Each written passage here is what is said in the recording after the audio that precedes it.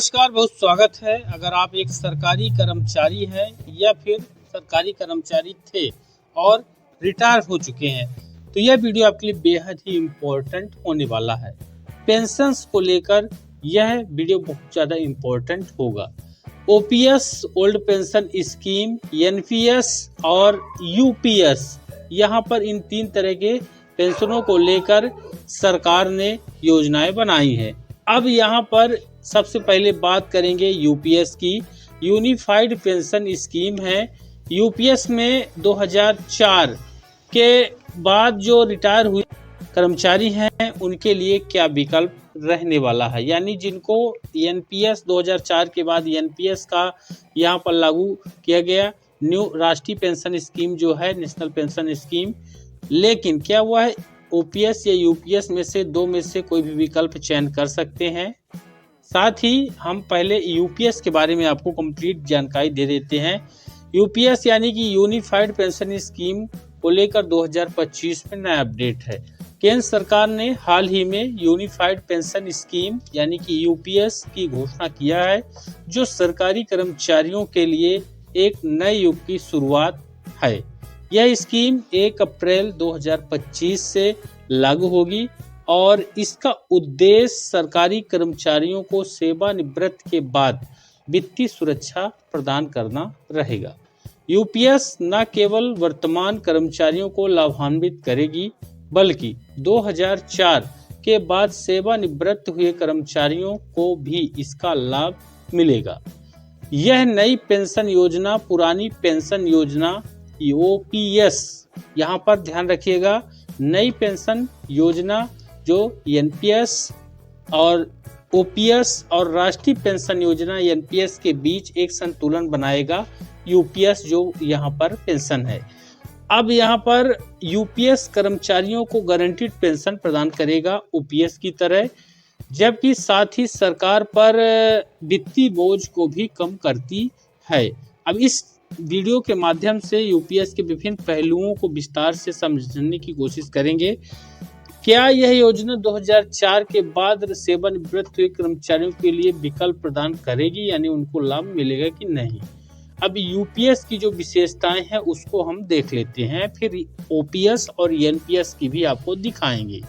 यहाँ पर आप देखेंगे यूपीएस जो है 1 अप्रैल 2025 से लागू हो जाएगी।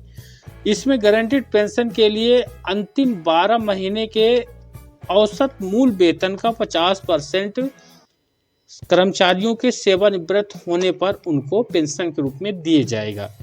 अब न्यूनतम सेवा अवधि इसमें क्राइटेरिया लिया गया है कि कोई भी कर्मचारी 25 वर्ष पूर्ण लाभ के लिए यहाँ पर उसकी सेवा होनी चाहिए।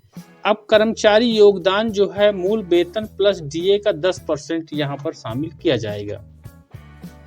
अब यहाँ पर देखिए, सरकारी योगदान जो होता है तो मूल वेतन प्लस डीए का 18.5% सरकार की तरफ से रहेगा।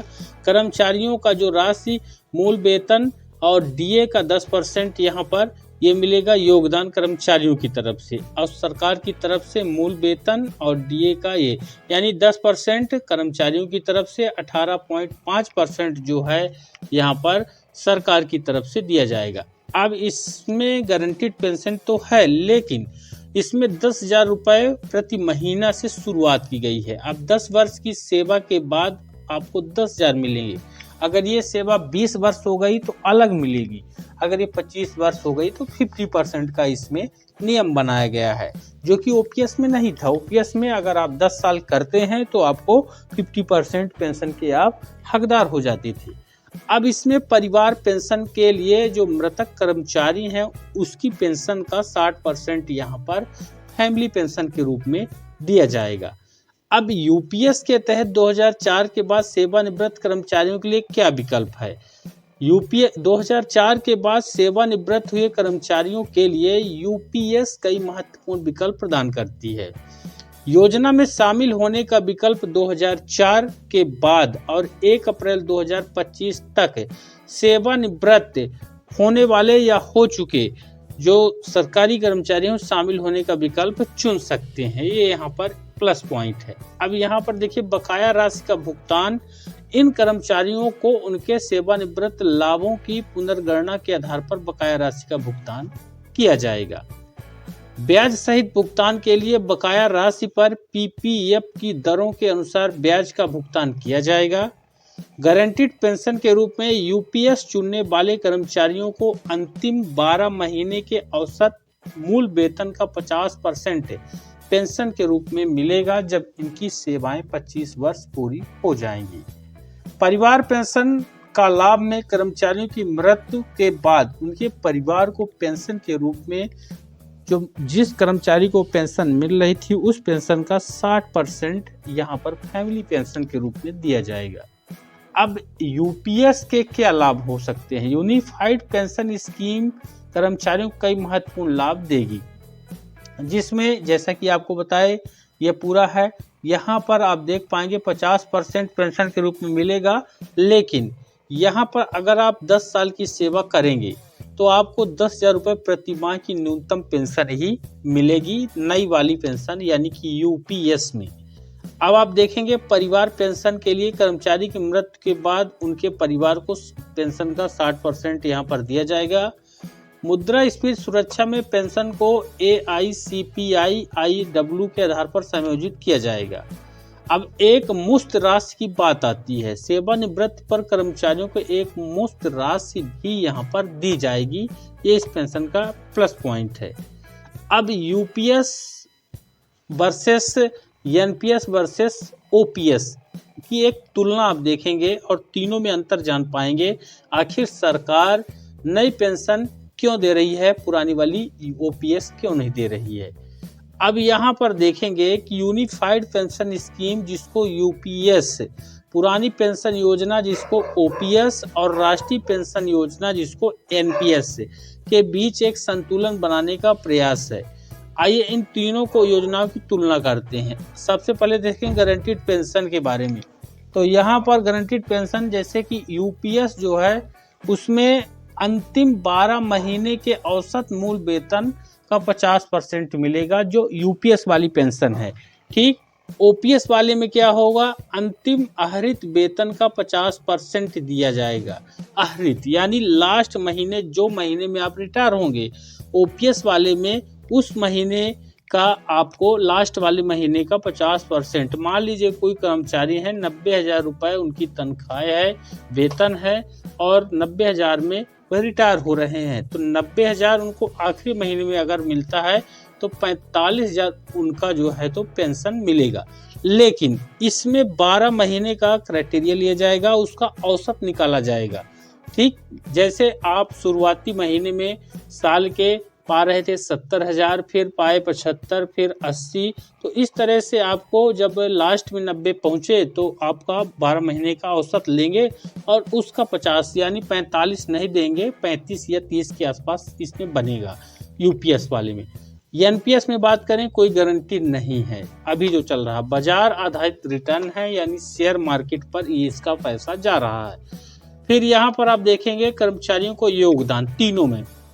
यूपीएस में मूल वेतन प्लस डीए का 10%, डीए ये दोनों मिला के इनका 10% रहेगा यूपीएस में। ठीक, कर्मचारी की तरफ से। ओपीएस में कोई योगदान नहीं देना पड़ता था कर्मचारियों को।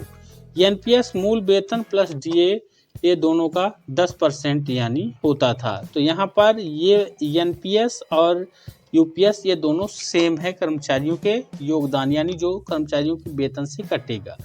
अब आप देखेंगे सरकार की तरफ से क्या योगदान यहाँ पर है। सरकार की तरफ से यूपीएस मूल वेतन प्लस डीए का 18.5% है। ओपीएस में पूरी तरह सरकार द्वारा वित्त पोषित था और एनपीएस जो होता था उसमें 14%, यहाँ पर आप दोनों में अंतर देख लीजिए, 14% होता था। अब न्यूनतम पेंशन यहाँ पर देखेंगे कि 10,000 रुपये प्रति माह जो है 10 वर्ष की सेवा के बाद दिया जाएगा यूपीएस में। ओपीएस में कोई निर्धारित न्यूनतम राशि नहीं थी, डायरेक्ट 50% था। एनपीएस में कोई गारंटी नहीं है। मुद्रास्फीति के बारे में आपको यहाँ पर देखिए, ओपीएस में महंगाई राहत के रूप में कोई सीधी सुरक्षा नहीं एनपीएस में, और यूपीएस में AICPI और IW पर आधारित है। वहीं यहाँ पर देखेंगे यूपीएस के तहत पेंशन की गणना कैसे होगी। अब यूपीएस के तहत पेंशन की गणना के लिए यहाँ पर आप देखेंगे कि 25 वर्ष की सेवा अगर कर ली तो अंतिम 12 महीने का 50% यहाँ पर दिया जाएगा, अंतिम 12 महीने में वेतन। 10 से 25 वर्ष की सेवा यहाँ पर करेंगे आप, अनुपातिक आधार पर गणना की जाएगी 10 से 25 साल। अब 10 वर्ष से कम सेवा है तो 10,000 प्रति माह जो है पेंशन मिलेगी, ऐसा यहाँ पर बताया हुआ है। अब उदाहरण के लिए यदि कोई कर्मचारी का अंतिम 12 महीने का औसत मूल वेतन 50,000 है और 25 वर्ष सेवा पूरी किया तो उसका पेंशन 25,000 प्रति माह जो है तो होगी, यानी 50%। लेकिन यहाँ पर वो 12 महीने का पूरा क्राइटेरिया लेंगे औसत का। अब जो इसका ब्याज वगैरह है, एरियर्स का भुगतान वगैरह है, यहाँ पर देख सकते हैं 2004 के बाद भी सेवानिवृत्त कर्मचारियों के लिए यूपीएस एरियर और ब्याज का भुगतान यहाँ पर प्रदान होगा। तो यहाँ पर देखिए दोस्तों, कुल मिला के यूपीएस अप्रैल में लागू हो रही है और सभी कर्मचारी जो वर्तमान में है और जो सन 2004 के ये तहत यहाँ पर रिटायर हुए हैं उनको भी यहाँ पर लाभ दिया जाएगा। वीडियो कैसा लगा कमेंट में बताएं, इसको ज़्यादा से ज़्यादा लाइक करें और शेयर करें, चैनल पर नए हैं तो सब्सक्राइब जरूर करें।